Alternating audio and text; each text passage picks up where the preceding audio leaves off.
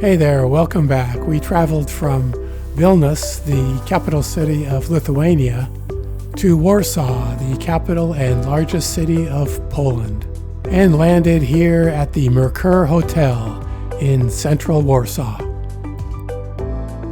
After getting settled into our hotel rooms, we were off on a walking tour with a local expert guide. Hero, one of the greatest Polish heroes. Probably you have heard a lot of history in the recent... Our first stop was Weni Park.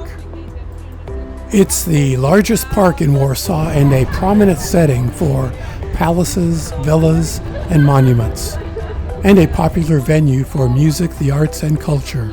Empires. Of course, when we are talking of the content. The main tourist draw of the park is a large bronze statue of Polish composer Frédéric Chopin.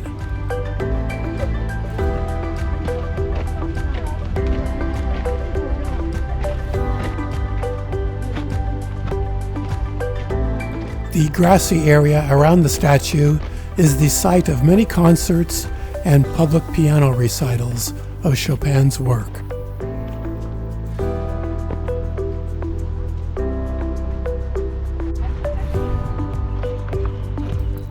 My advice would be to get lunch, grab a seat, and enjoy the fine landscaping of this beautiful urban park.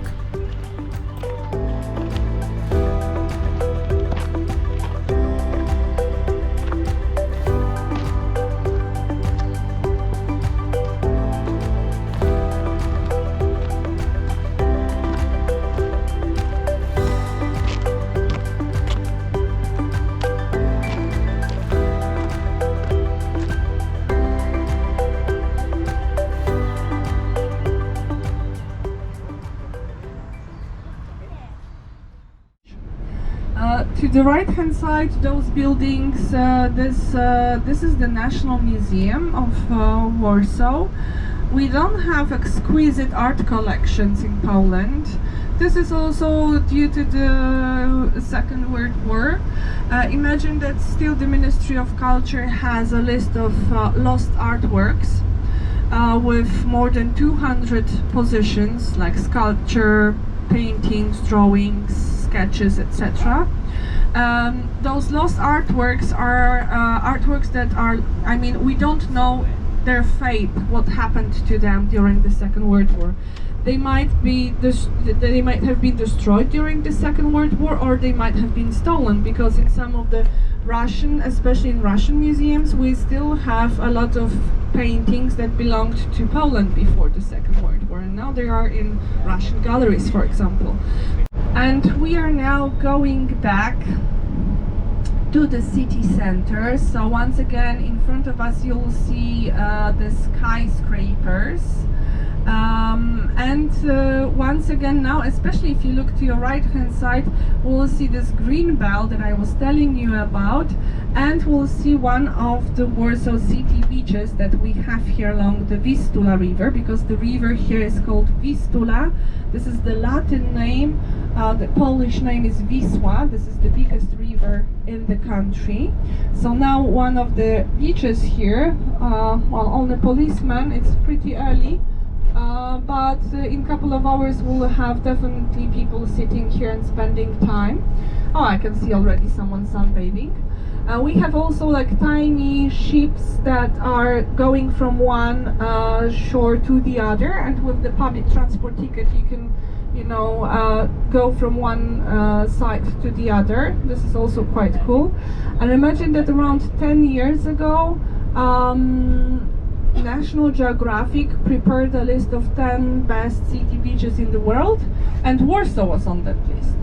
So, you know, we were on the same list as Copacabana in Rio de Janeiro, or the famous Bondi Beach in Sydney. Of course, this is just a river, not an ocean, but still the whole social life of Warsaw during summer months concentrates at the river banks on both sides.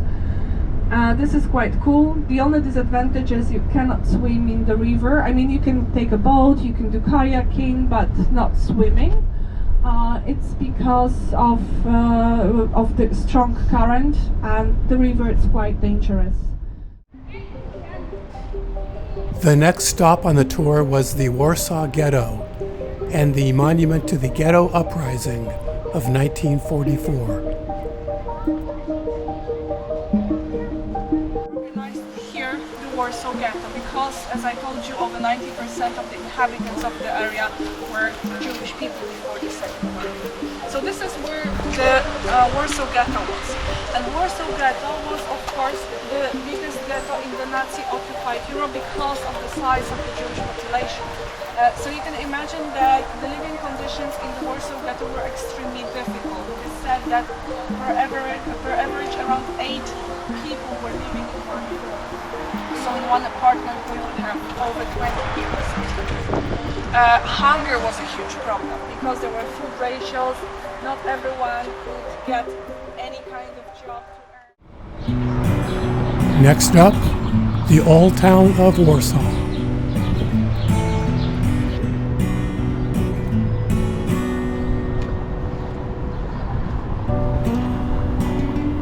We've already seen part of the historical place, like the place where the university was based, for example, where the Royal Theatre and Opera House are based. But for us, this is the historical Warsaw, and the old city is only the medieval heart of Warsaw, so the oldest part. So you can see the red wall. This is the border of the medieval Warsaw. Warsaw was built by the end of the 1300s, but back then Krakow was the capital. So Warsaw was built, when it was built, it didn't have any huge importance. It was just a city in the middle of the country, but it developed very quickly, predominantly thanks to the river, because in the past the rivers were the safest and fastest way to travel and to transport. As you can see over there was standing, except for this building, this huge red building. This is the Royal Castle. This was the official seat of Polish kings between early 17th and late 18th century, and the Royal Castle after the war. I have the picture. This is everything that was left out of the Royal Castle after the war. The castle was blew up in the air by the Germans right at the end of the Warsaw Uprising, so in 1944. Why the castle wasn't reconstructed so fast? For New Year, for Christmas Eve. Christmas Eve is for Our local guide pointed out a couple of places to get authentic pierogies. And it's really very traditional food, but of course you will find it all year long on the plates. Take this thing. And even gave us a detailed explanation of the menu. Again, in over 90% of homes, this would be something that you will eat for Christmas Eve dinner. If you are up for culinary experiments or challenges, I would recommend you trying this chocolate mama sour rice. I know that the color doesn't. At this point, the group was given a few hours of free time to get lunch and wander around the old town as they liked. So I took this time to walk the streets and town squares, which I captured in a separate video that you can watch after this one if you like. Here's a few short highlights.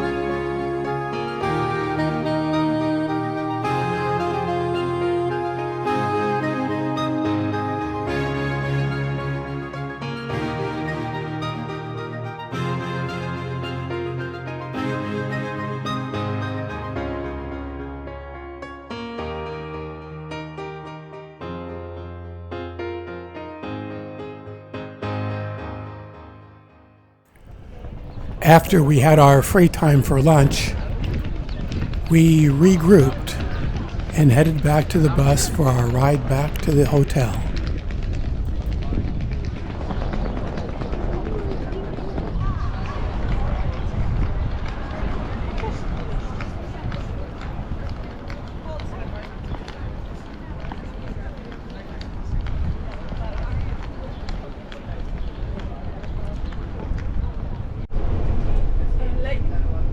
Ladies and gentlemen, we are now heading to the hotel, and those of you who are joining me for the afternoon tour to Wilanów, we are leaving at 10 to 2, 1:50, so you'll have a couple of minutes in the hotel to, leave your shopping and, cool down a little bit. And we already know the royal route. I just wanted to show you the last building that is missing on our royal route tour, but we have taken another way earlier this morning to see the tomb of the unknown soldier. But shortly, the huge building to our left hand side with a monument in front. This is the presidential palace, so the official seat of the President of the Republic of Poland. So in a second, on our left hand side, a huge building now under restoration, but I think that the front facade is already repainted and brand new. So here to the left hand side, this is the official office and also home for our president.